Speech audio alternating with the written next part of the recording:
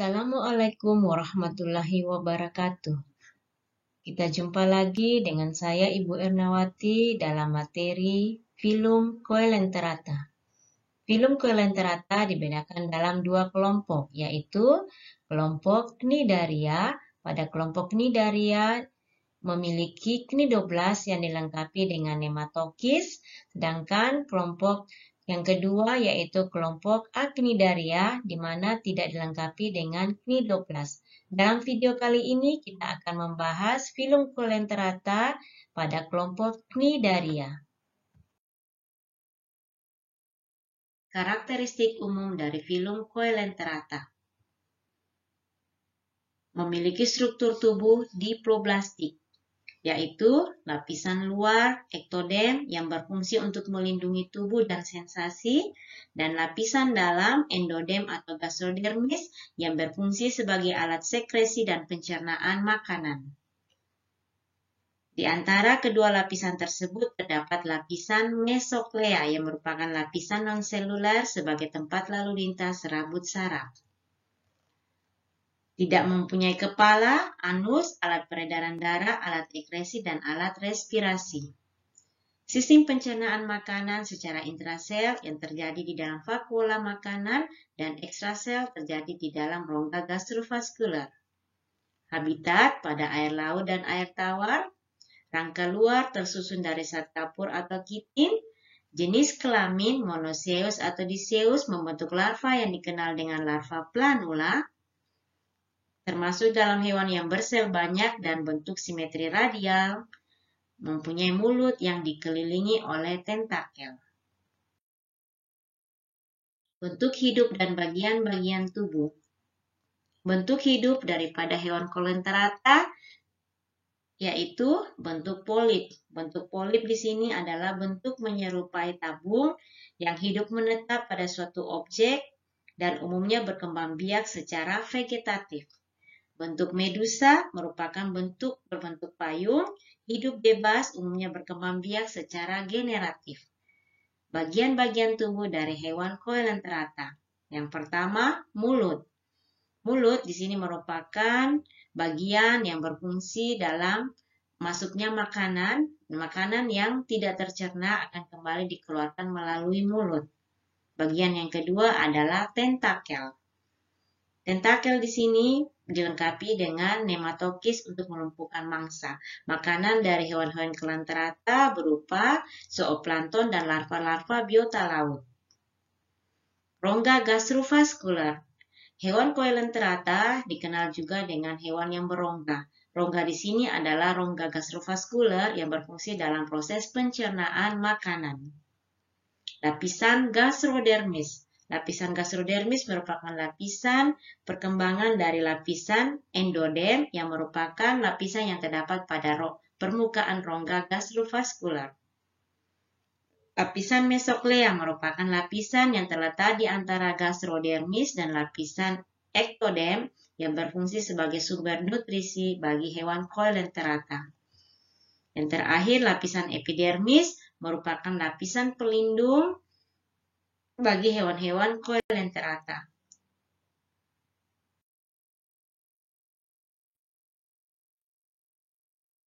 Filum Coelenterata dibedakan menjadi 3 kelas. Yang pertama, hydrozoa, yang kedua, scyphozoa, dan yang ketiga, anthozoa. Kelas hydrozoa. Contoh adalah hidra. Hidra merupakan kelas hydrozoa yang hidup di air tawar, yang berbentuk tabung dan hidup berbentuk polip. Mulut dikelilingi 6 atau sampai 7 tentakel. Bagian permukaan mulut dikenal dengan ujung oral dan tempat perlekatan dikenal dengan ujung aboral. Hidra tergolong dalam hewan yang hermafrodit. Sistem metabolisme kelas hydrozoa. Zooplankton berupa makanan daripada hidra ditangkap oleh tentakel. Selanjutnya, nematokis yang terdapat pada tentakel akan melumpuhkan zooplankton. Setelah dilumpuhkan oleh nematokis, makanan tersebut akan ditelan ke rongga gastrovaskuler. Di sini dalam rongga gastrovaskuler terjadi pencernaan secara ekstrasel. Kemudian berikutnya pencernaan selanjutnya akan terjadi di dalam vakuola makanan, terjadi pencernaan intrasel. Selanjutnya, makanan yang telah dicerna akan diedarkan ke seluruh tubuh secara difusi. Sisa-sisa zat metabolisme dan makanan akan keluar kembali melalui mulut. Kelas hidrozoa yang berikut adalah contohnya Obelia. Obelia merupakan kelas hidrozoa yang hidup berkoloni di laut, organ kelamin terpisah, bentuk hidup berupa polip dan medusa, memiliki dua jenis polip, yaitu hidran yang merupakan polip yang berfungsi untuk mengambil makanan. Yang kedua adalah polip gonangium yang berfungsi untuk melakukan reproduksi, di mana pada polip gonangium dihasilkan medusa. Siklus hidup Obelia. Pada Obelia yang dewasa memiliki dua bentukan polip, yaitu polip hidran yang berfungsi dalam mencari makanan dan polip untuk reproduksi yang dikenal dengan gonangium. Pada gonangium dihasilkannya medusa. Medusa akan dilepaskan ke dalam air dan menjadi bentuk yang dapat berenang. Kemudian akan berkembang biak secara seksual. Persatuan antara sel telur dengan sperma akan membentuk sigot. Sigot akan tumbuh menjadi larva berambut getar yang dikenal dengan planula. Planula akan menetap pada suatu substrat dan tumbuh menjadi polip yang dewasa. Kelas yang kedua adalah kelas Scyphozoa. Kelas Scyphozoa merupakan kelas yang bersifat soliter. Fase polip mengalami reduksi atau jarang sekali ditemukan. Bentuknya menyerupai payung, transparan, terdapat kerongkongan yang bergantung yang dikenal dengan manubrium. Setiap sisi mulut dilengkapi dengan 4 tangan mulut, dan terdapat 4 kantung gastrik dengan masing-masing dilengkapi oleh tentakel internal yang dilengkapi dengan nematokis untuk melumpuhkan mangsa. Contoh dari kelas Scyphozoa adalah Aurelia aurita atau ubur-ubur. Alat indera pada kelas Scyphozoa. Pertama, Ropalia. Ropalia merupakan indera keseimbangan dan mengontrol ritmik gerak mengembang hempisnya badan payung.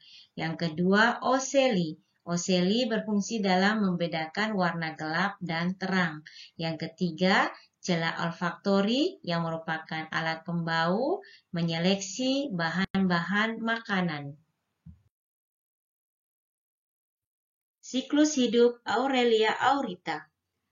Organ kelamin pada Aurelia aurita adalah terpisah. Proses fertilisasi terjadi di dalam rongga enteron betina. Zigot yang merupakan hasil peleburan antara ovum dengan sperma selanjutnya akan dikeluarkan dari dalam tubuh betina melalui mulutnya dan berkembang menjadi larva berambut getar yang dikenal dengan planula. Planula akan mengembara, kemudian mengikatkan diri pada suatu substrat di dasar laut, dan rambut-rambut getarnya lepas dan tumbuh menjadi polip baru yang dikenal dengan skipistoma. Bila telah mencapai ukuran maksimal, skipistoma mengalami strobilisasi, membelah secara transversal, sehingga terbentuk setumpukan ruas-ruas yang masing-masing berbentuk seperti cakram, yang selanjutnya ruas-ruas strobila dikenal dengan epira. Epira yang telah tua, yang terletak pada bagian ujung dari strobila akan melepaskan diri dan berenang bebas untuk hidup secara mandiri dan menjadi ubur-ubur muda dan selanjutnya menjadi ubur-ubur yang dewasa.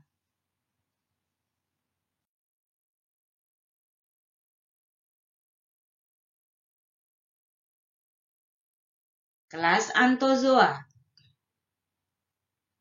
Kelas Anthozoa merupakan hewan dari filum Coelenterata yang hidup sebagai polip. memiliki rongga gastrovaskular yang bersekat dan mengandung nematokis. Pada tentakel juga terdapat nematokis, hidup soliter atau berkoloni. Polip hewan karang dapat menghasilkan kalsium karbonat yang membentuk terumbu pada ekosistem laut. Contoh dari kelas Anthozoa adalah anemon laut, koral batu, dan bulu laut. Peranan Coelenterata. Yang pertama, hewan-hewan Coelenterata dapat digunakan sebagai sumber bahan makanan di Jepang, sering diperdagangkan sebagai ubur-ubur asin atau yang dikenal dengan kurage. Yang kedua, tepung ubur-ubur sebagai bahan kosmetik.